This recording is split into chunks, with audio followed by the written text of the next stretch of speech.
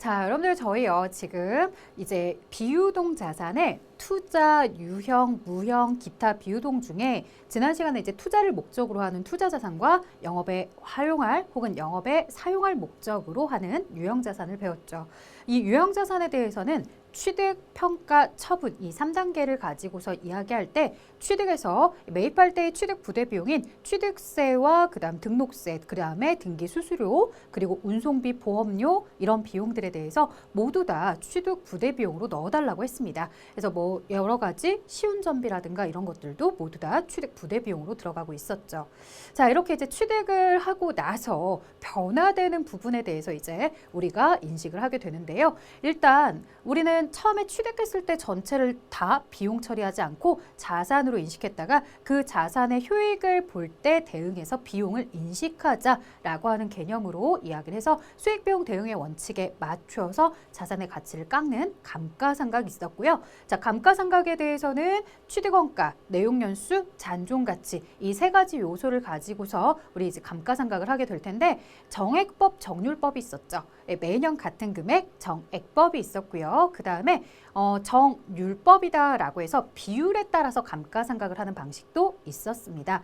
자, 그러면 정액법과 정률법 매년 같은 금액으로 감가상각을 하게 되는 건 정액법이고 정률법 특징은 어땠어요? 초반에 많은 비용을 인식했다가 점점점 줄어들었죠. 그래서 같은 자산을 두고서 정액법으로 감가상각을 할 때 초기에, 초창기에 비용을 적게 인식하더라. 누구보다는 정률법보다는 앞에서 여러분들 예시 보셨다시피요. 이 536만 원의 감가상각이 되고 있었다고 한다면 정액법은 300만 원의 감가상각이 되고 있었죠. 그래서 초반에 이렇게 비용을 인식하는 금액도 다르더라. 물론 이렇게 감가상각 되는 금액이 매년 그 정액법과 정률법에서 금액의 차이가 있을 뿐이지 결국엔 이제 감가상각을 통해서 자산의 가치가 점점점 줄어들고 감가상각이 진행이 끝나면 마지막에는 잔존가치만 남겠죠. 그리고 이제 우리는 그 이후에 또 뭘 배웠냐면 취득을 할 때만 지출이 발생하는 건 아니다. 취득 이후에 지출이 발생하기도 하더라. 그래서 후속적 지출에 대해서 이제 얘기를 했었는데요. 이 후속적 지출에 대해서도 자본적 지출인지 수익적 지출인지를 나눠서 얘기했었죠. 자, 자산의 요건을 갖추고 있다라고 해서 뭐 내용연수가 증대된다거나 아니면 생산량이 증대되거나 이런 부분, 내용연수 연장 이런 부분은 모두 다 자본적 지출로서 우리가 자산화시킬 수 있는 거죠. 그때 우리는 뭐 유형 자산 계정인 건물, 차량 운반구 이런 식으로 처리를 해주시고요. 현 상태를 유지하거나 원상 회복하는 정도의 지출을 가지고서는 수익적 지출이다라고 해서 수선비로 비용 처리해달라고 했었습니다. 자, 이런 식으로 이제 내용을 딱 정리하고 나니 어느 정도 이제 유형 자산에 대해서 끝이 나는데 아직 남아있는 파트가 한 가지 더 있습니다. 바로 뭐다? 자산의 처분이죠. 자, 우리가 유형 자산을 처분했을 때 단순하게 대변에 건물이 나갔습니다. 차변에 돈 받았습니다. 받을 때 많이 받아서 이익입니다. 아니면 손실입니다. 이렇게 하면 좋을 텐데요. 안타깝게도 우리는 장부에 그러지 않았죠. 해당하는 자산에 대해서 감가상각을 할 때 자산을 직접적으로 대변에 쓰지 않았어요. 왜? 그렇게 하면 자산을 혹시라도 매각했다고 오해될 수 있기 때문에 우리는 장부에 바로바로 자산을 가치를 깎도록 하지 않고요. 그에 대해서 감가상각 누계액이다라고 해서 누계액을 계속 그 아래 차감하는 형태로 기록을 해놨죠.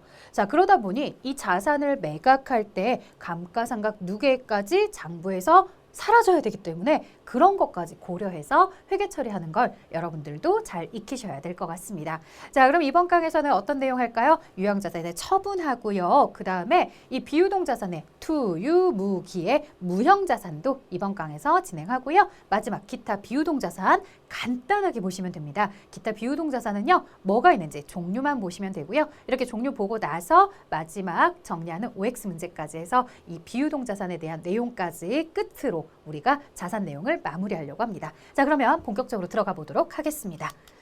자, 건물을 얼마에 팔아야 손해를 안 보는 걸까요? 이렇게 이제 질문을 하는데요. 우리가 자, 회사가 3년 전에 10억에 취득했던 건물이 있어요. 이걸 이제 지금 9억에 처분하면 손해 보는 걸까요? 라고 물어보는 거죠.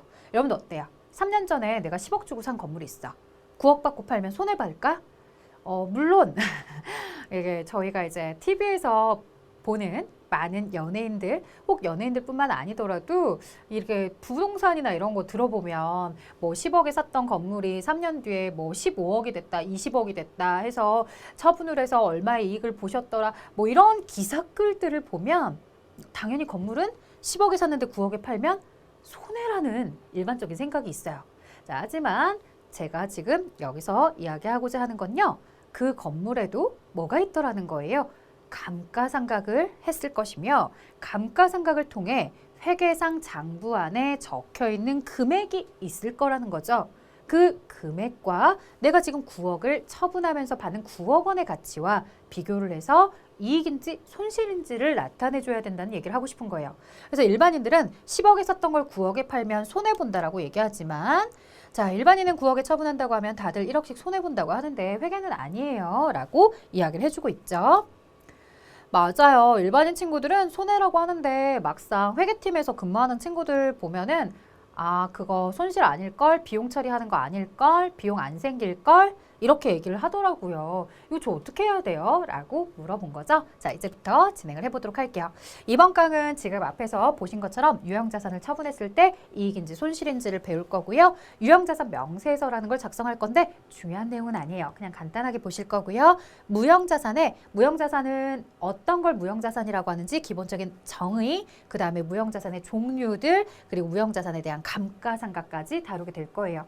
뭐 무형자산에 대해서도 처분을 할 수 있겠죠. 그래서 무형자산 처분 이익이나 손실이 나올 수도 있겠지만 사실상 그 부분은 그렇게 크게 중요한 내용은 아닙니다. 저희가 시험을 본다거나 여러 가지 내용을 볼 때에도 무형자산에 대해서는 감가상각 정도까지를 주로 이제 많이 언급을 합니다.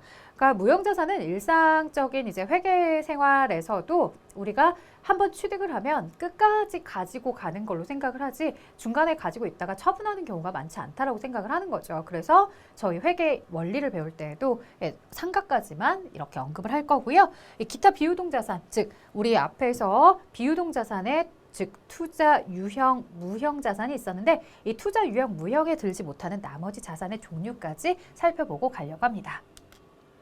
자, 유형자산의 처분이다라고 해서 제가 등호를 이렇게 그려뒀는데요. 자, 뭐가 더 많고 뭐가 더 적고일까 한번 보도록 할게요. 자, 처분 금액이 있고요. 그 다음에 장부 금액이 있어요. 제가 여기에다가 뭐를 쓰지 않았냐면 취득 금액, 취득 원가 이렇게 쓰지 않았죠. 자, 이건 무슨 얘기냐? 여러분들 앞에서 뭐 건물을 10억 원에 취득했어요 라고 하는 이런 취득 원가라는 정보를 주잖아요. 이 취득 원가에 그 자산에 대해서 가치가 3년 사용했다고 했으니까 1년, 2년, 3년 하면서 분명히 그 가치에 대해서 감가상각했던 부분이 있었을 것이다. 그 금액이 만약 3억 원이다 라고 한다면 3억을 빼고서 현재 장부에 기록된 가치, 이걸 가지고 바로 장부금액이라고 합니다. 자, 그러면 장부금액 7억 원인 자산을 가지고서요, 제가 처분을 만약에 5억 원에 처분했다 라고 한다면 어떨까요? 장부에 적혀있는 돈보다 적게 받았죠? 얼마나? 7억 원으로 적어놨는데 5억 원밖에 못 받았죠? 그렇다면 2억 원만큼의 처분 손실이 발생할 테고, 반대로 처분 금액을 한 9억 정도 받았다라고 이야기해 볼까요? 장부에 적혀져 있는 금액이 7억인데 9억을 받았다라고 한다면 되려 이 경우에는 더 많은 돈을 받았기 때문에 이익이 발생하겠죠. 자, 그래서 5억에 처분했을 때는 유형자산 처분 손실, 그리고 여기 보시는 것처럼 2억에 처분을 하게 9억에 처분하게 되면 2억 원의 유형자산 처분 이익이 기록이 될 것이다.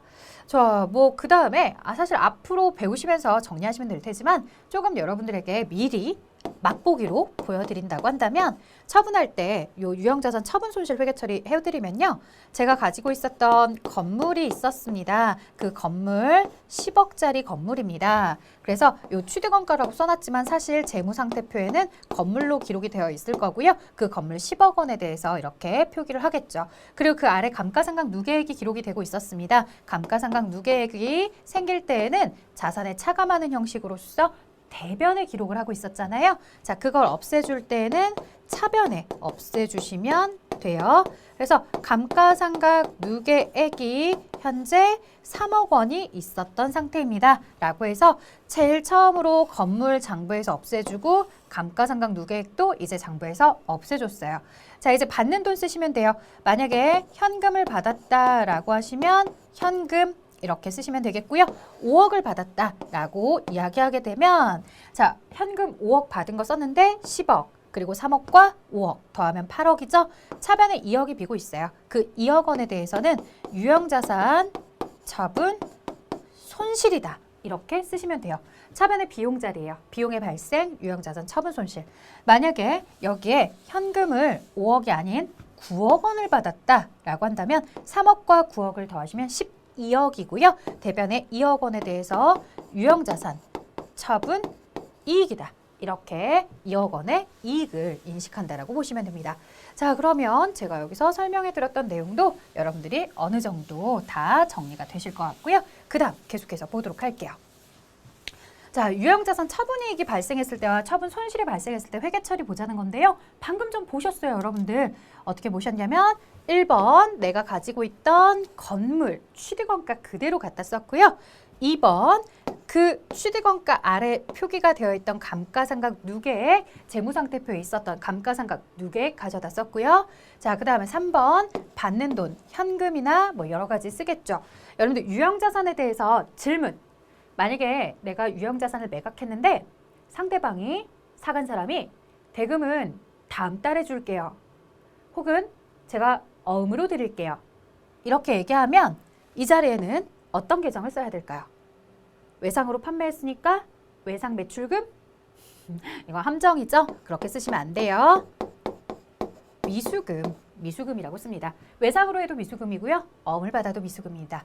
자, 그렇게 쓰고 나서 차변의 금액이 비면 처분 손실, 대변의 금액이 비면 처분 이익, 수익의 발생, 유형자산 처분 이익이다 라고 해서 손익계산서에 수익으로 넣으면 됩니다.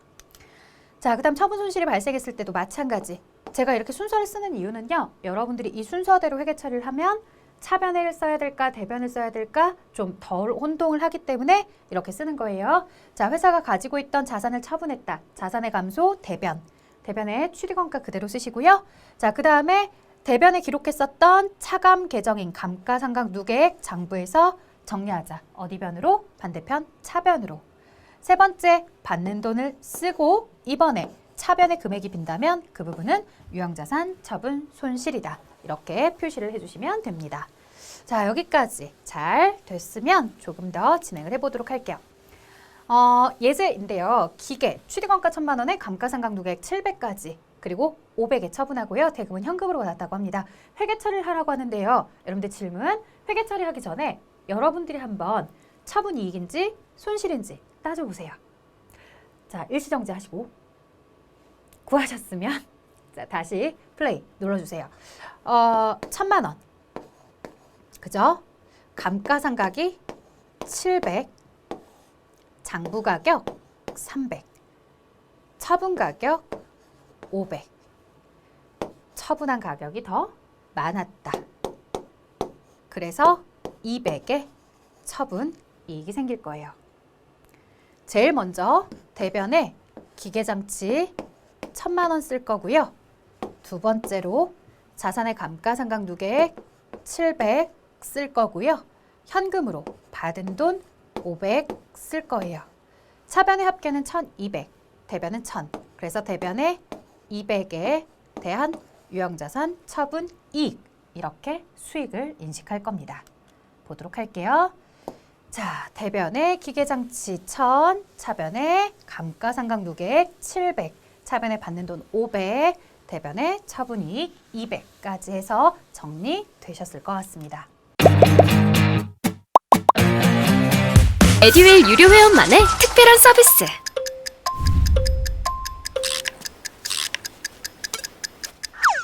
하치하차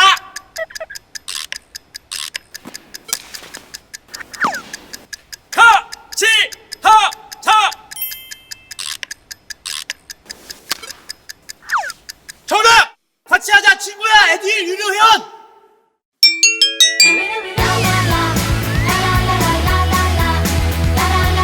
친구 소개하고 현금 받는 혜택. 오직 에듀윌 유료 회원에게만. 에듀윌.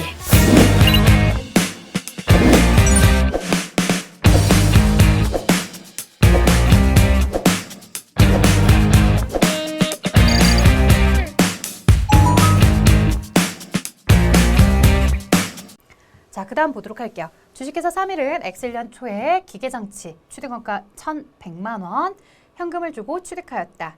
동기대장치를 3일은 엑셀년 7월 1일에 700만 원의 현금으로 매각을 했다라고 합니다. 자, 이 기계장치의 내용 연수는 5년, 잔존 가치는 100만 원이라고 할 때 기계장치와 관련된 엑셀년의 회계 처리를 하세요라고 되어 있습니다. 자, 그러면 여기서 핵심이 되는 건 뭐냐면 바로 이 부분이요. 특히나 이 부분이요. 좀 더 자세히 여기요. 자, 7월에 취득을 했죠. 여러분들 내용 연수다라고 하는 건 우리가 1년 단위로 계산을 하는 감가상각 금액이거든요. 근데 지금 얘들을 보면요. X 1년 초에 기계장치를 현금을 주고 취득을 했다라고 했을 때 지금 언제 매각을 했냐면 1월에 취득을 해서 1월 초에 연초에 취득을 해서 7월 1일 날 매각을 했다라는 건 6월 30일까지 자산을 사용한 상태이며 몇 개월? 6개월에 해당하는 시간만 사용을 했다는 얘기다. 자, 그렇다면 감가상각이라는 걸 진행해 보자. 취득원가 1,100만 원 그리고 1,100만 원의 가치의 물건을 그대로 매각한 것이 아니라 잔존가치 100만 원 그리고 내용연수 5년. 자, 여기서 끝내지 마시고요. 몇 분의 몇? 12개월 중에 6개월에 해당하는 부분에 대해서만 사용이 되었다는 거죠. 따라서 자산의 가치를 얼마만큼 감가상각하셔야 되냐면요. 1,100에서 100만 원을 차감한 1,000만 원에 5년으로 나누면 200만 원의 감가상각이겠지만 그 200에 대해서 사용한 12분의 6개월에 대한 내용만 감가상각을 진행하자. 따라서 100만 원. 자, 엑셀년 회계처리 차변에 감가상각비 100만 원. 대변에 감가상각 누계액 100만 원. 자, 이렇게 감가상각이 100만 원 되어 있는 자산을 1번. 자, 회사는 기계장치에 대해서 취득원가 1,100만 원짜리 돼 만원 단위 생략. 자, 그리고 차변에 감가상각 누계액이 6개월치 100만 원만 되어 있는 상태에 세 번째, 받는 돈 현금 매각하였다라고 했으니 현금 700. 차변과 대변의 밸런스를 보았더니 대변에 1,100인데 차변엔 800이더라. 합계가 부족한 금액이 300이 있더라. 이 300을 바로 우리는 유형자산, 처분, 손실이다. 이렇게 표현을 하면 됩니다. 자, 보도록 할까요? 기계장치에 대해서 취득했을 때 차변에 기계장치 1,100, 대변에 현금 1,100이라는 회계처리 이렇게 했었을 거고요. 그 다음에 자, 취득하고 나서 6개월치에 대한 감가상각비 100만 원, 대변에 감가상각 누계액 100만 원. 자, 그리고 마지막 처분할 때 기계장치 취득원가 1,100만 원, 그 다음에 감가상각 누계액 100만 원, 세 번째 받는 돈 700에 그래서 처분 손실이 차변의 비용 300이 기록이 될 것이다 라고 해서 쭉 흐름대로 보셨습니다. 그래서 저는 이제 취득했을 때 회계 처리를 빼먹었는데 여러분들은 좀 더 꼼꼼하게 1월 1일 날 취득했을 때 차변의 기계장치, 대변의 현금부터 이렇게 시작했으면 좀 더 완벽했을 것 같네요. 자, 여기까지 진행을 했습니다. 그 다음에 넘어갈 텐데 그럼 여기서 여러분들이 좀 키포인트로 가져가야 되는 내용, 이 예제를 통해서 내가 확실하게 정리해야 되는 내용이 뭐냐라고 하신다면요. 저는 두 가지 이야기를 할 것 같아요. 일단 첫 번째 정액법으로 감가상각을 한다라고 했을 때 무조건 내용연수로 하는 것이 아니다. 문제가 중간에 1년을 다 사용하지 않은 상태에서 월할 상각하세요 라고 하는 문제들이 등장할 수 있더라. 그러면 취득원가에 나누기 내용연수를 하시되 거기에 대해서 월별로 12개월 중에 실제로 사용한 개월 수만큼 감가상각을 이렇게 진행하는 경우 기억을 해줘야 되겠다. 그래서 월별로 이렇게 감가상각을 나눠주는 경우 있고요.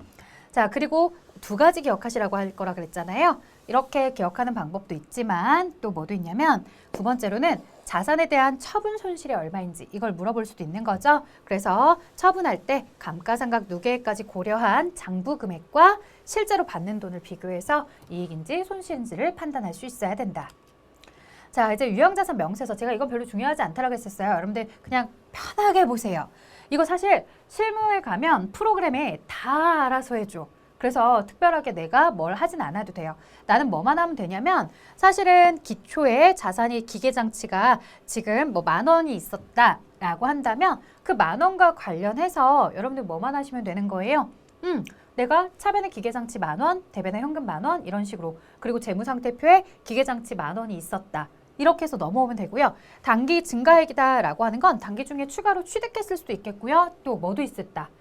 자본적 지출도 있었겠죠. 만약에 자본적 지출을 했으면 그것도 역시나 자산 계정을 썼을 거기 때문에 단기 증가액으로 이렇게 표기를 할 수 있을 것이다. 자, 단기 감소액에 대해서는 뭐라고 보시면 되겠어요? 내가 가지고 있던 기계장치를 매각했다. 이렇게 생각을 해보시면 되겠죠.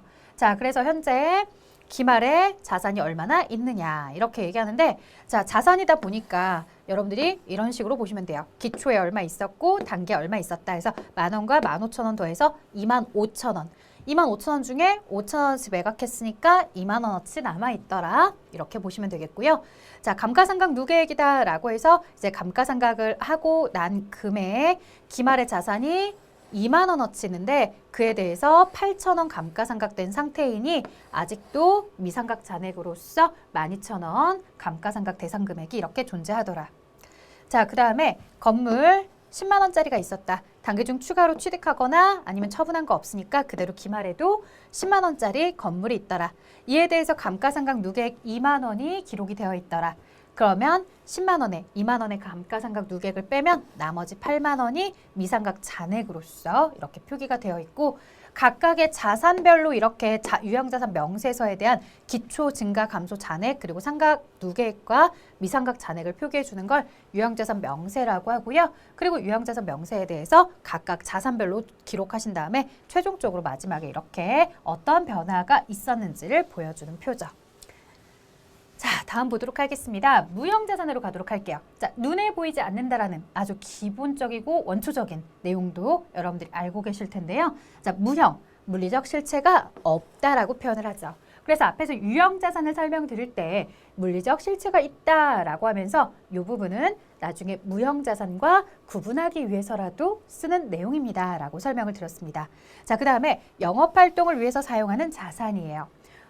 맞아요. 우리가 눈에 보이지 않는다고 하더라도 이 부분에 대해서 취득을 하는 이유는 계속 영업에 활용을 해야 되기 때문에 그렇습니다. 그러니 영업활동에 활용을 하고 영업활동에 사용을 한다라는 건 유형자산과 사실은 똑같은 전제 조건이죠. 다만 물리적 실체가 있으면 유형이고 없으면 무형으로 그렇게 구분이 된 겁니다. 자, 기업이 보유하고 있고요. 물리적 형체는 없어도요. 그게 내 자산입니다라고 정확하게 식별해서 얘기해 줄 수 있어야 돼요. 자, 그 다음에 기업이 통제해야 돼요. 기업이 통제해야 된다는 건 무슨 얘기겠어요? 아무나 그 자산에 대해서 막 사고팔고 그렇게 하면 돼요, 안 돼요? 내 허락 없이 내 건데요. 내 허락 없이 누구나 다 사용할 수 있고 막 사고팔고 대여하고 그러면 안 되겠죠? 네, 그런 것들에 대해서 모두 다 막을 수 있게끔 기업이 통제할 수 있어야 되고요. 그 다음 오늘의 가치만 가지고 있으면 안 되고요. 앞으로 미래에 경제적 효익을 가져다 줄 수 있어야 돼요. 자, 그런데 여러분들 혹시 이렇게 얘기하니까 뭐 비트코인이나 이런 가상화폐를 떠올리시는 분들도 있겠지만요. 여기 정확하게 나와 있죠. 무형자산은 그런 가상화폐랑은 상관이 없어요. 비화폐성 자산이다 라고 하는 부분을 우리가 무형자산으로 보고 있다는 거 주의를 해주세요.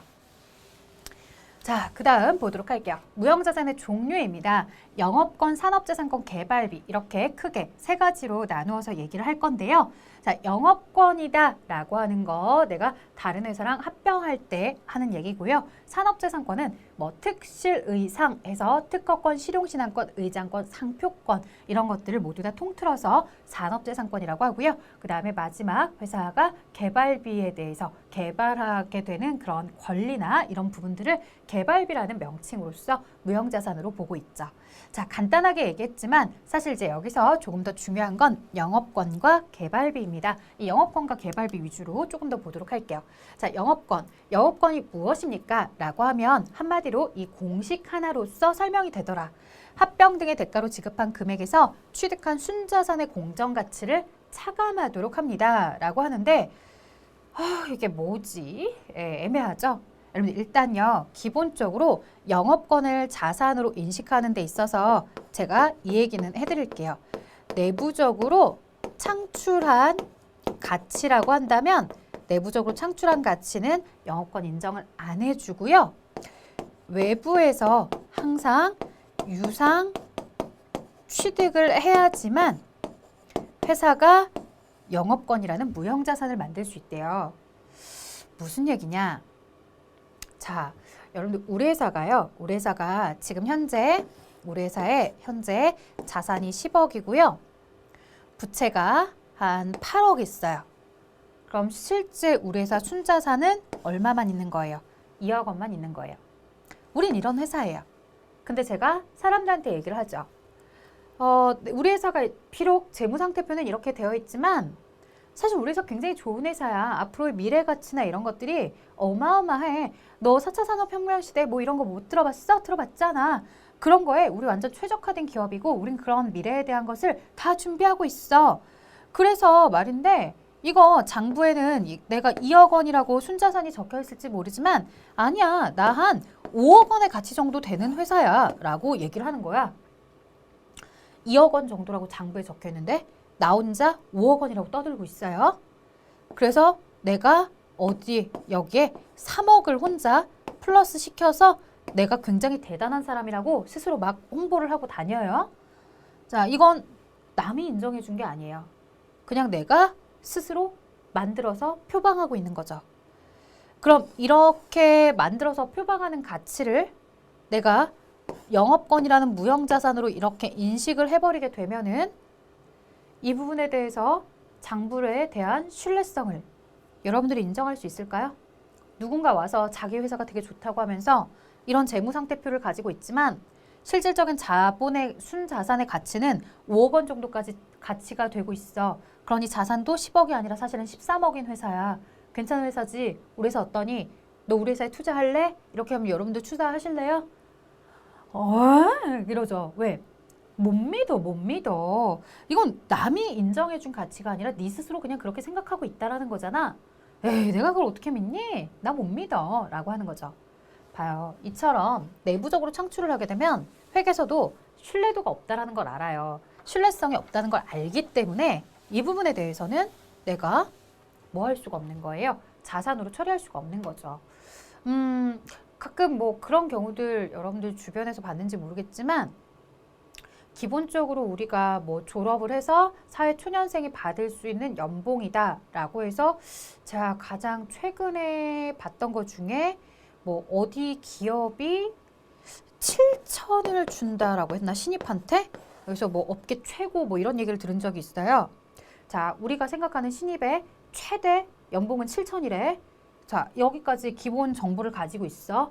그래서 이제 내가 우리 집에 있는 김군에게 얘기했죠. 김군, 신입이 7천을 받을 수 있대. 그래서 말인데 우리 한 뭐 7천 정도 희망 연봉을 써볼까? 아니면 뭐 7천은 너무 과하면 최대치가 7천이라고 하니까 6,500 써볼까? 그랬더니 우리 김군이 뭐라고 하냐면 아니 나의 가치를 그렇게밖에 평가를 못한단 말이야? 이 사람이 말이야 나의 가치는 1억 5천짜리 가치야. 시장에서 7천만 원만 준다고 내가 7천에 팔릴 순 없지. 나 1억 5천까지 부를 거야. 나 그래서 얼마? 한 8천만 원을 더 불러볼 거야 라고 하는 거예요. 이렇게 되면 우리 집에는 김구는 취업이 돼요? 안 돼요? 솔직히 조금 힘들겠죠. 내가 회사를 차려서 1억 5천에 매출을 올려서 내가 1억 5천을 가져가는 건 차라리 그게 더 빠르겠죠. 이렇게 누군가 나의 가치를 객관적으로 판단하고 인정을 해줘야 되는 입장에서 지금 현재 그 업계에 비슷한 유사한 수준의 가치가 이 정도밖에 안 되는데 내가 혼자 이렇게 가치 판단을 하고서 눈에 보이진 않지만 8천만 원의 추가적인 가치가 나에게 잠재적으로 있다라고 하면 사람들은 믿기 어렵더라. 이런 걸 가지고서 이제 영업권이라고 쓸 수는 없다더라. 그래야 하여 우리는 항상 외부에서 유상으로 취득하는 경우에만 영업권이라는 무형자산을 써놓을 수 있도록 하는 건데, 자, 예를 들어서 3개요? 완전 초보였죠. 그것도 생초보. 퇴근하고 에듀윌 강의 들으면서 한 2달 정도 공부했던 것 같아요. 그래서 제가 세운 목표는 강의를 한번 다 듣고 기본기를 만든 후에 기출문제를 풀자 이거였거든요. 강의만 들어도 그 안에 기출문제로 그날 배운 내용 적용해서 풀어보는 거라 공부하는 데 도움이 많이 됐어요. 에듀윌은 합격이다! 내가 A라는 기업에 대해서 인수하고 싶더라. 이 A라는 기업의 장부에 10억, 그 다음에 4억, 그 다음에 6억 이렇게 써져 있지만 실제로 이 회사의 자산의 공정가치, 시가로 판단을 해보면 이 자산의 시가가 12억 원짜리 회사더라. 자, 부채도 시가로 다시 한번 계산을 해보니 이 부채에 대한 시가의 가치가 6억 원이더라. 자, 그러면 12억의 시가에서 6억 원의 시가의 부채를 차감하자. 그럼 똑같아지니까 여러분들이 헷갈리시려나? 자, 여기 5억이라고 할게요. 시가로 부채의 가치는 5억 원이더라. 그러면 순자산의 공정가치도 12억에서 5억을 차감한 6억이 아닌 7억이 이 회사 순자산의 공정가치가 된다. 그 얘기는 이 회사를 지금 현재 누군가가 인수하거나 합병한다라고 했을 때 이 회사를 내가 사오고자 할 때, 이런 회사를 내가 사오고자 할 때 비록 재무상태표 안에 자산은 10억이며 부채 4억에 그 다음 자본 6억으로 되어 있지만 현재 가치로 공정가치로 평가를 했을 때의 가치가 순자산 7억이다. 그럼 얼마 주고는 사야 되는 거예요? 못 줘도 7억만 주고 사면 되는 거죠. 근데 나는 이 회사를 실제로 합병할 때 혹은 인수할 때 얼마까지 지불을 했냐면 8억을 지불했다더라.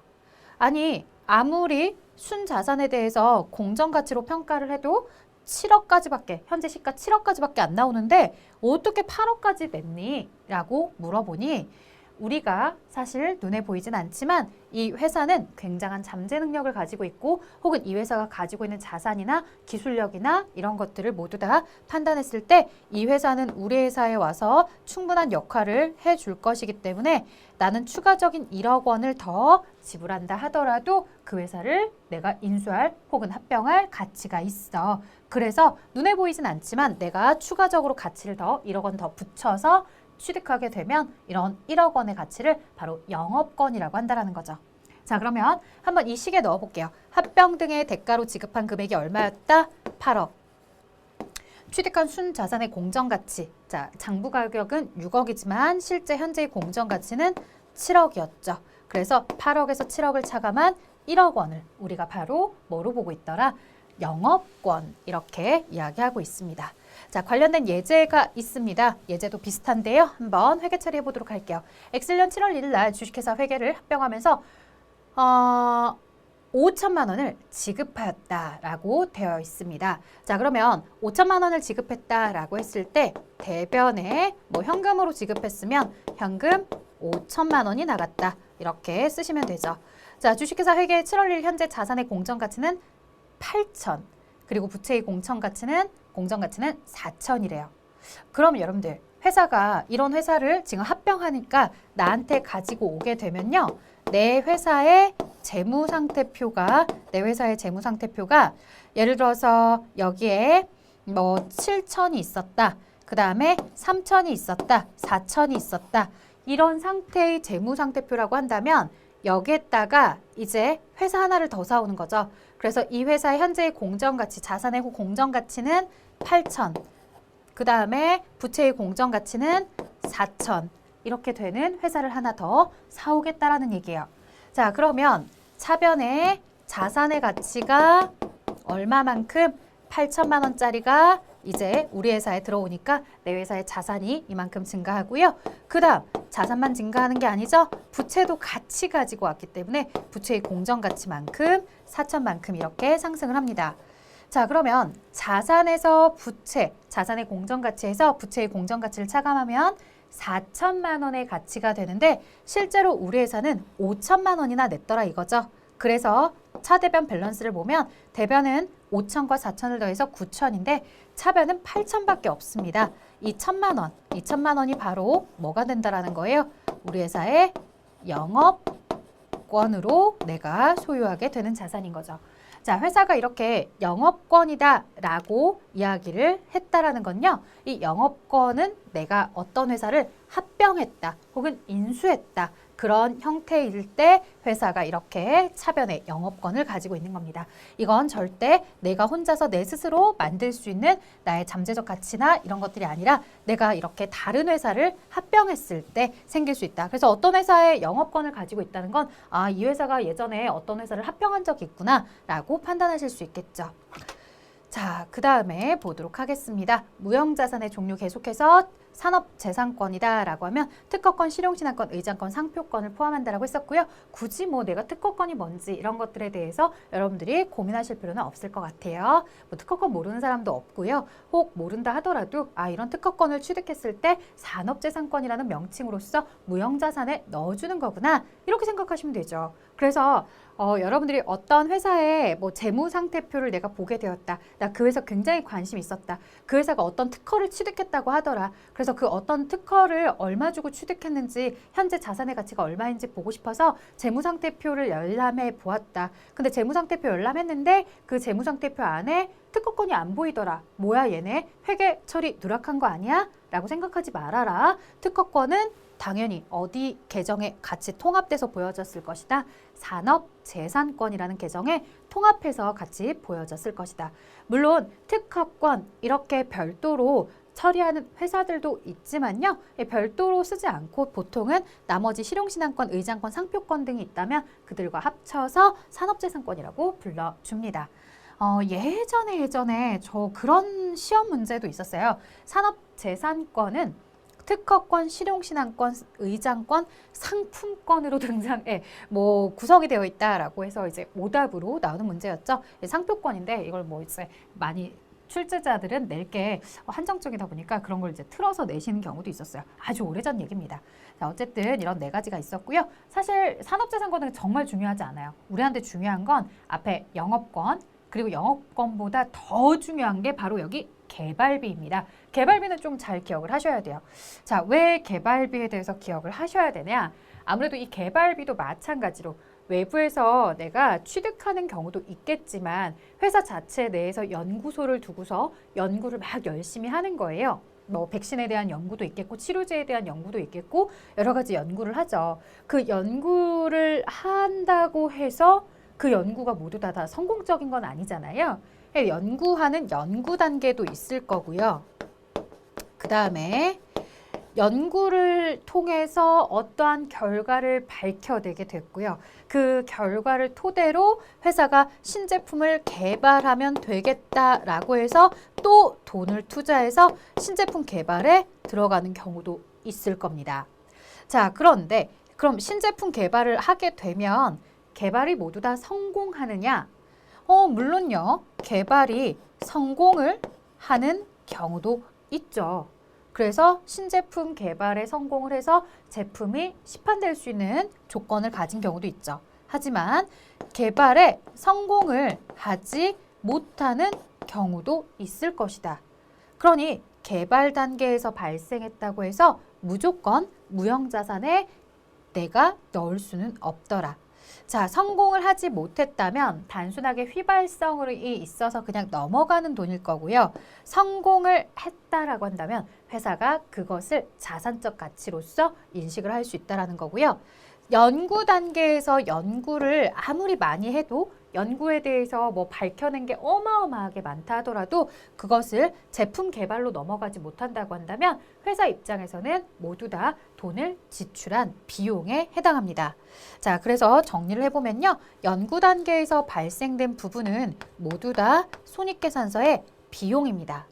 그리고 개발 단계에서도요. 개발에 성공을 하지 못했거나 아니면 개발과 관련해서 자산의 요건을 갖추지 못했다라고 하면 이렇게 자산의 요건을 갖추지 못한 부분은 우리가 마찬가지로 뭘로 본다? 비용으로 보도록 하고 있습니다. 자, 그러면 실제 무형자산에 들어가는 개발비라는 내용은 자산으로 쓸 수 있는 것은 어떤 요건이다? 연구 단계와 개발 단계 중 개발 단계에서 발생했어야 되고요. 그리고 그 개발에서 성공을 해서 자산의 요건을 갖추게 되었을 때 그때 자산으로 비로소 처리할 수 있는 겁니다. 자, 이런 내용들 여러분들 확인해 보셨고요. 연구비는 비용, 판매 관리비로 처리하도록 하고 있고요. 개발비에 대해서는 우리가 개발에 실패했다라고 해서 뭐 실패 비용 이렇게 쓰지 않겠죠. 이런 것들은 경상개발비, 개발하는 과정에서 자주 빈번하게 계속해서 발생하는 경상개발비다라고 해서 제조원가, 즉 공장 쪽에서의 개발과 관련해서 지출한 비용이면 물건의 제조원가 쪽으로 놓고요. 이 본사 쪽에서 개발 과정에서 발생하는 경상개발비들은 판매비와 관리비로 비용 처리 역시 하도록 하고 있죠. 그래서 실질적으로 자산이 될 수 있었던 개발비는 무형자산이며 이 개발 단계에서 자산의 요건을 갖추고 있는 아이들만 자산, 무형자산으로 넣을 수 있다. 자, 무형자산이 될 수 있다는 건요. 이 무형자산으로 인식한 이후에 감가상각을 통해서 비용 처리하라는 거예요. 연구비나 경상개발비는 곧바로 즉시 지출 즉시 비용 처리했다라고 한다면 이 개발비는 뭐로? 감가상각을 통해서 처음엔 자산 처리했다가 감가상각을 통해 비용 처리해라. 자, 그래서 이제 무형자산의 상각 파트로 넘어왔습니다.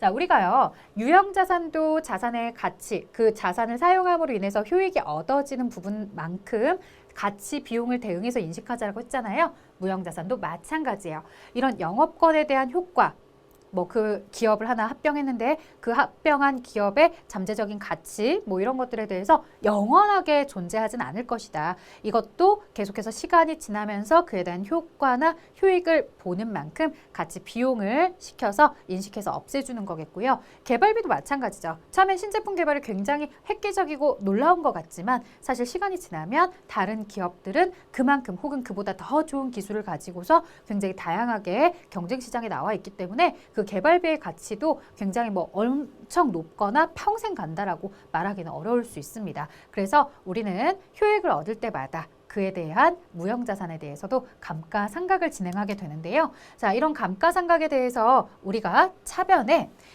무형자산 상각비 이렇게 기록합니다.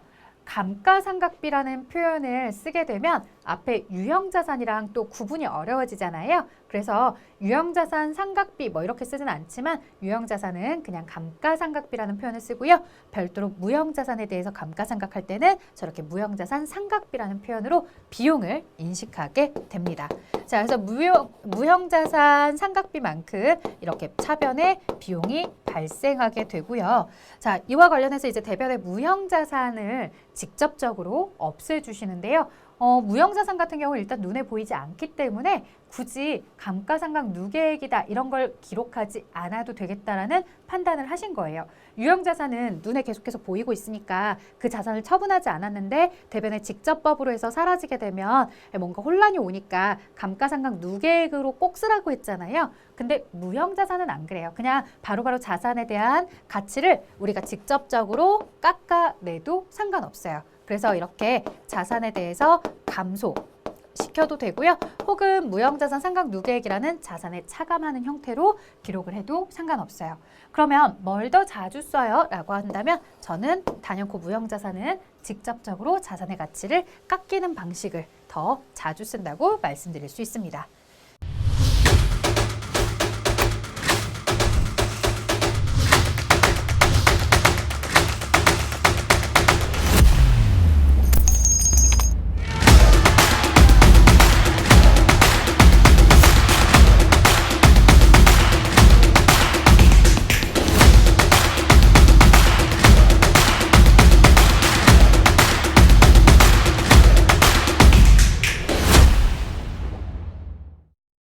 그 다음에 계속해서 상각 방법은 그럼 어떻게 할 거냐? 사실 무형자산이라는 것 자체가 눈에 보이지 않기 때문에요. 어떤 규칙성을 가지고서 사라지는지 판단하기 굉장히 어려울 수 있어요. 그래서 우리가 이 기계장치나 이런 것들을 뭐 정률법으로 해라, 건물은 정액법으로 해라 이렇게 권장사항도 있지만 사실상 무형자산 같은 경우에는 눈에 보이지 않으니까 합리적인 방법이라고 한다면 어떤 방법을 쓰든 다 괜찮습니다. 이렇게 되어 있죠. 근데 누군가 또 그러죠. 이런 거 모르겠고요. 그래도 정해주세요 라고 하시는 분들이 있어요. 자, 그래서 회계가 얘기했죠. 그러면 제일 간단한 정액법이라는 방식을 쓰세요 라고 하는 거예요. 그럼 정액법이 뭐냐라고 했을 때 여러분들 다시 한번 공식 기억해 볼까요? 정액법은 취득 원가를 단순하게 내용연수로 나누는 것이 아니라 취득 원가 마이너스 잔존 가치를 하시고요. 이것을 내용연수로 나눠주시면 됩니다. 그리고 매년 같은 금액을 감가상각하는 거니까 굉장히 간단하겠죠. 그래서 간단한 방식으로 감가상각을 하시면 되는데 또 하나. 자, 여기 잔존 가치를 이렇게 썼잖아요. 근데 무형자산이라는 게 워낙 눈에 보이지 않는 거다 보니까 사용이 다 끝나고 나면 내용연수가 지나고 나면 누군가 사겠다라는 사람이 사실 나서기가 쉽지 않겠죠. 그리고 그것에 대해서 증명하는 것도 사실은 그렇게 쉬운 일은 아닐 것이더라. 그래서 이 잔존 가치에 대해서는 예외적인 경우를 제외하고는 없는 것을 원칙으로 합니다. 그러면 무형자산에 대해서 감가상각을 할 때 정액법을 쓴다라고 한다면 취득원가에서 잔존가치를 차감하랬지만 잔존가치 없으니까 그대로 취득원가 나누기 내용연수만 하시면 되는 거죠. 자, 이렇게 취득원가 나누기 내용연수를 해서 감가상각을 진행해 주시면 되고요. 여기서 또 하나 키포인트. 자, 이 상각하는 시점인데요. 여기 사용 가능한 시점이라는 걸 주의하세요. 자, 이걸 왜 주의하냐면요. 무형자산을 취득하는 시점이 아니라는 거. 이걸 좀 조심해 달라는 거예요. 여러분들 생각에는 취득할 때부터 감가상각을 해야 되는 거야 라고 생각하겠지만 자, 보세요. X1년도 제가 7월 1일 날 돈을 지불하면서 자산을 취득했어요. 하지만 그 자산에 대한 서류에 뭐라고 되어 있냐면 이 자산과 관련해서 사용할 수 있는 시점은 X2년 1월 1일부터 사용이 가능합니다. 이렇게 되어 있다는 거예요. 그러면 막상 X1년도 7월 1일 날 취득을 했지만 이때 경제적 효익을 얻은 건 전혀 없는 거죠. 그래서 우리가 자산에 대해서 무형자산에 대해서 감가상각을 언제부터 할 거냐? 효익이 얻어진 시점. 그 효익이 얻어진 시점이라는 건 그 자산을 사용 가능한 시점부터. 물론 사용이 가능한데 사용을 안 하고 있는 건 그건 내 탓인 거예요. 그러니까 사용 가능한 시점이라고 한다면 사용을 하든 안 하든 상관없이 사용 가능한 시점부터 감가상각을 하세요라고 하는 거고. 자, 그러면 이제 내용연수로 나눠주라고 하는데 내용연수 몇 년 할까요? 눈에 안 보이니까 내 맘대로 한 100년 정도 해볼까요? 좀 뭔가 아니죠. 합리적이지 않죠. 자, 그래서 우리에게 정해줬습니다. 뭐라고 했냐면요. 법률적으로 내가 독점적, 배타적을 사용할 수 있는 상황이 아니라면, 즉 이게 법으로 정해져 있어. 그 기술은 우리 회사만 30년 쓸 수 있대. 자, 이렇게 딱 법에서 정해진 게 아니라고 한다면요. 우리 내용연수는 최대 몇 년을 넘기지 말라고 했냐면 20년. 그래서 무형자산과 감가상각 내용연수는 최대 20년을 넘기지 못한다. 20년 안에 감가상각을 해야 된다. 아주 예외적, 독점적, 배타적으로 딱 나만 쓸 수 있어라고 법률에 정해져 있지 않은 이상은 최대 20년을 넘길 수 없다. 그래서 원칙은 내용연수 최대 20년, 예외적으로 독점적, 배타적인 권리를 가졌을 때에만 초과 가능. 자, 그 다음 상각기간 최대 20년까지 정리해드렸고요. 예제 있습니다. 제조업을 영위하고 있는 주식회사 3일의 신제품 개발 활동과 관련해서 X1년 중에 300만 원의 지출이 발생했고요. 이는 모두 개발비 자산 인식에 개발비 자산 인식 요건을 만족한대요. 우리가 신제품 개발 활동에서 발생을 했어도 자산의 인식 조건을 갖추지 못하면 경상개발비로 비용 처리하라고 했었어요. 근데 여기 비용 처리할 게 없어요. 모두 자산이에요. 신제품 개발로부터 수익은 X2년 초부터 발생을 한대요. 자, 잘 보셔야 될 게 취득한 시점은 X1년이지만 실질적으로 사용을 해서 내가 효익이 얻어지는 시점은 X2년 초부터 효익이 얻어진다는 거죠. 자, 주식회사 3일에 개발비와 관련된 X1년 2년의 회계 처리를 하시오라고 되어 있고요. X1년도에는 차변의 개발비 300, 대변의 현금 300 이렇게 처리해 주시면 되겠고, 그 다음 X2년도에는 내용연수가 5년이며 사용 가능한 시점은 신제품으로 수익이 발생한 때로, 그래서 신제품으로부터 수익이 발생한 때인 X2년도부터 감가상각을 시작하시면 됩니다. 자, 그러면 300만 원에 대해서 나누기 내용연수 5년. 별다른 언급이 없으면 정액법으로 감가상각하시면 되겠고요. 취득원가에 잔존가치 언급 없죠. 나누기 내용연수로 하시면 됩니다.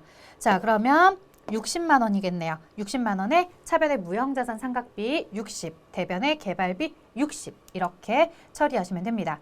자, 처음에 취득했을 때 300만 원의 개발비 그리고 현금, 그 다음 X2년도에 차변의 무형자산 상각비 그리고 대변의 개발비 60 이렇게 처리를 해주시는 거죠. 자, 그러면 여러분들 저희 한번 이런 얘기 좀 해볼게요. 처음에 재무상태표에 들어갔을 때 개발비가 300이었잖아요. 그러면 두 번째 연도의 개발비는 재무상태표에 얼마로 표기가 되어 있을까요? 300에서 60이 빠졌잖아요. 그러면 240으로 이렇게 재무상태표에 기록이 되겠죠. 자, 그럼 두 번째 연도 지나서 세 번째 연도는 첫 번째 연도 그리고 나서 이거 취득했을 때니까 첫 번째 연도의 감가상각 후, 그 다음 두 번째 연도는 또 정액법으로 감가상각하면 동일하게 60이 깎일 거예요. 그러면 180이 개발비로 장부에 기록이 되겠고요. 자, 그 다음 세 번째 연도 또 60이 깎이면 120. 네 번째 연도 재무상태표상의 개발비는 60. 마지막 다섯 번째 연도의 무형자산에 대한 개발비 금액은 제로.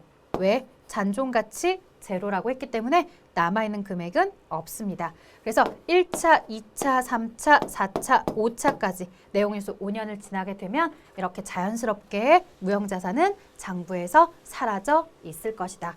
이런 방식으로 회계 처리를 하다 보니 굳이 처분에 대해서 안 물어보겠다는 거예요. 처분도 뭐 대변의 자산을 없애고 그와 관련해서 뭐 받은 돈에 만약에 많이 받았으면 대변의 무형자산 처분이익, 적게 받았으면 차변의 무형자산 처분 손실 이렇게 썼겠죠. 하지만 그런 게 크게 의미 있지 않다는 얘기. 자, 그 다음에 뭐 예외적으로 이렇게 무형자산 상각 누계액으로 쓰셔도 상관없습니다 라고 써드린 거예요. 자, 이제 기타 비유동자산으로 들어가 보도록 할게요. 자, 임차보증금, 건물을 빌렸어요. 그리고 보증금을 냈어요. 자, 우리가 건물에 들어가고 싶은데 보증금 1억에 뭐 월세 50만 원짜리 이렇게 들어간다고 하면 임차보증금은 내가 자 보통예금 통장에서 1억 50만 원을 냈다. 그 1억 50만 원 중 보증금 1억 원이 건물을 빌리면서 납부한 보증금이며 이 1억 원의 보증금은 세입자인 내가 그 건물을 빠져나가는 날, 계약이 종료되는 날 내가 돌려받을 권리를 가지고 있는 돈이다. 나의 권리니까 이 부분을 자산이라고 보는데, 자, 이건 여유자금을 활용할 목적도 아니고 물리적 실체가 있어 영업에 활용하는 거 아니고요. 물리적 실체가 없는 무형자산의 요소를 가진 것도 아닙니다. 따라서 이 임차 보증금에 대해서는 우리가 어디로 보고 있더라? 기타 비유동자산으로 보고 있더라. 자, 그리고 월세에 대해서는 임차료라는 비용을 인식해 주시면 됩니다. 자, 이연법인세 자산이라는 게 있는데요. 이연법인세 자산은 뭐냐면, 자, 회사가 나중에 이제 여러분들 법인세나 이런 걸 재경관리사라든가 아니면 회계관리 1급에서 세무회계에서 접하시게 될 텐데요. 우리가 법인세에 대해서 이야기를 할 때 법인세에 대해 나중에 이제 세액공제라는 거나 이런 것들을 받게 되거든요. 자, 그러면 이런 세액공제, 장부 안에는 이런 표현, 회계장부 안에는 이런 표현들이 남아있지 않지만 회계장부에는 없어도 나중에 이런 세액공제를 받게 되면 법인세법에서 법인세를 차감하게 되는 혹은 법인세를 감소시킬 수 있는 효과가 분명히 회사에 존재하더라. 지금 발생한 세액공제에 대해서 내가 당해 연도에 받지 못하고 다음 연도로 이월시켰다. 그럼 그 다음 연도에 이런 세액공제를 받음으로 인해 나의 소득이 내가 납부할 세금이 줄어들고요. 그런 법인세를 줄어들게 하는 그 차액을 법인세를 뒤로 이연시키게 하는, 그래서 내가 나중에 납부할 법인세가 줄어들게 되는 나는 그런 권리를 가지고 있다라고 해서 이연법인세 자산이라는 명칭이 있어요. 그래서 회계와 세법에서의 그런 차이를 가지고서 나중에 회사가 세금을 적게 낼 수 있게 하는 그런 효과를 가진 내용을 우리는 계산을 해서 세율을 적용해서 계산한 다음에 그것을 이연법인세 자산이라는 명칭으로 써두고 있습니다.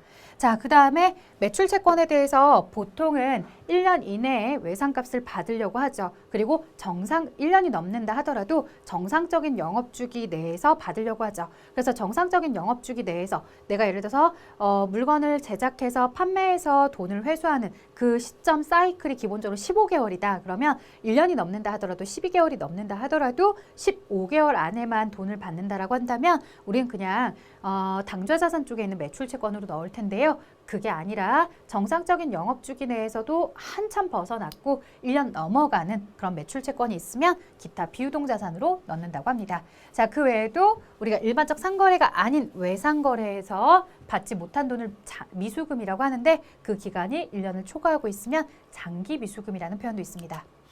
자, 이제 퀴즈 들어가도록 할게요. 만기가 확정된 채무증권으로서 상환금액이 확정되었거나 확정이 가능한 채무증권을 만기까지 보유할 적극적인 의도, 그리고 의도만 있으면 안 된다 그랬죠? 능력, 이렇게 하면 뭐라고 불러라? 만기 보유증권으로 분류하죠. 그래서 이건 맞는 표현이었죠. 그 다음 볼게요. 대손상각비는 매출채권 이외의 채권에는 설정할 수 없다. 여러분들, 매출채권이면 외상매출금 받으러움이죠. 이 외에도 회사는 일반적 상거래가 아닐 때의 미수금, 그리고 누군가에게 돈을 나는 대부업자가 아니지만 빌려주고 받아야 되는 돈이 있다면 대여금, 이런 것들이 있을 거예요. 자, 이런 돈은 100% 받을 수 있다고 확신합니까? 아니죠. 이런 돈도 역시나 내가 100% 확신하지 못하는 돈입니다. 그렇기 때문에 미수금과 대여금이라는 채권에 대해서도요, 우리는 대손을 설정할 수 있죠. 그러니 설정할 수 없다라는 여기서는 틀린 표현이고요. 나중에 여러분들이 조금 더 배우시면 이 미수금과 대여금에 대해서는 그냥 대손상각비라고 하지 않고요. 이들은 이제 기타의 대손상각비다라고 해서 어쨌든 대손을 인식하는 채권으로 분류를 해줍니다.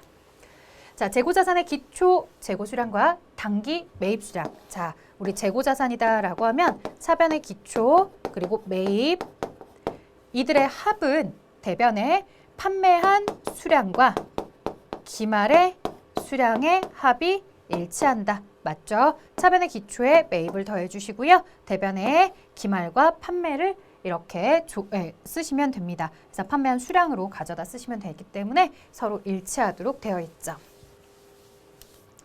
자, 영업활동 과정에서 판매할 목적으로 가지고 있어요. 여러분들, 목적에 따라 자산이 달라지죠? 유형자산이 되려면 영업활동에 사용할 목적이다. 이렇게 표현을 해야 됩니다. 판매를 목적이라고 하시면 틀린 거죠.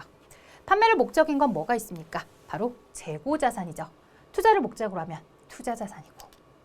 자, 유형자산의 취득원가는 매입가액만이 포함되며 취득을 위해서 부수적으로 발생하는 취득부대 비용은 포함하지 않나요? 아니었죠? 우리가 단기 매매증권을 제외한 나머지 자산들은 이렇게 매입할 때의 부대 비용을 다 취득원가에 포함하기로 했습니다. 따라서 X. 자, 저희 이번 시간에 이제 유형자산에 대해서 마저 처분 배웠고요. 그 다음 무형자산은 어떤 것이 있고 종류가 무엇이 있는지, 무형자산도 감가상각을 한다라는 점, 그리고 그 외에 기타 비유동자산까지 이렇게 언급을 했습니다. 자, 정리 잘 해주시고요. 여러분들 이제 저희 다음 시간부터는 부채 들어가도록 할게요. 수고하셨습니다.